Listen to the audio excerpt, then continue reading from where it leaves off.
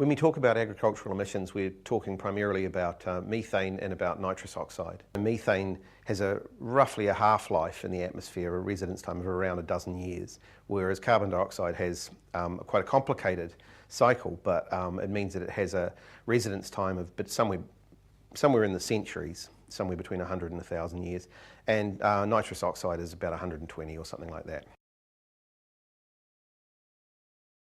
How you compare emissions depends on how you choose to count them, and the way we normally do it is to compare the heating effects of different gases. Methane is basically a concentrated burst of energy. It has a very high heating effect, but it's not there for very long, whereas carbon dioxide and nitrous oxide have much more sustained heating effects. When we compare them in the usual way, we come up with a factor of 23 for a kilogram of methane compared to a kilogram of carbon dioxide over a period of 100 years. And so on that basis, you think that the warming effect, the thing that's pushing up the Earth temperatures, is a factor of about 23 times worse for methane than it is for a kilogram of methane than it is for a kilogram of carbon dioxide. More recently, there's been work which has used a different way of comparing the effects of these gases, and that's to focus on the temperature effects. And they may sound very similar, but they actually aren't. And the analogy I use is like a roast. With a roast, you slow cook things.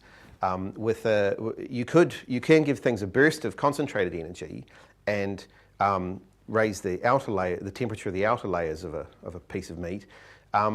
But it doesn't necessarily cook it the whole way through, right? We're all kind of familiar with this. Those of us who had flatmates who are bad cooks are pretty familiar with this. If you use a 100-year time period and you consider the temperature impacts of that kilogram of methane versus the kilogram of CO2 versus the kilogram of nitrous oxide, the numbers are very similar, as in the ratios between CO2, between carbon dioxide and nitrous oxide are very similar because they have similar residence times.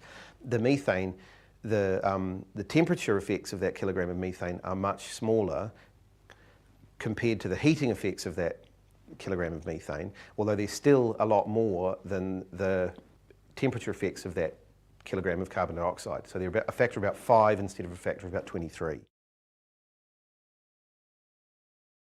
It depends on where you are in terms of the overall trajectory of warming. It's actually a little bit complex, really.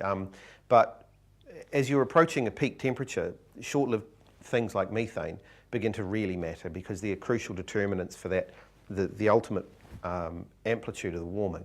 Nitrous oxide matters more than carbon dioxide because its heating effects and its temperature effects are both a lot more than CO2. So it matters now and it will matter in the future.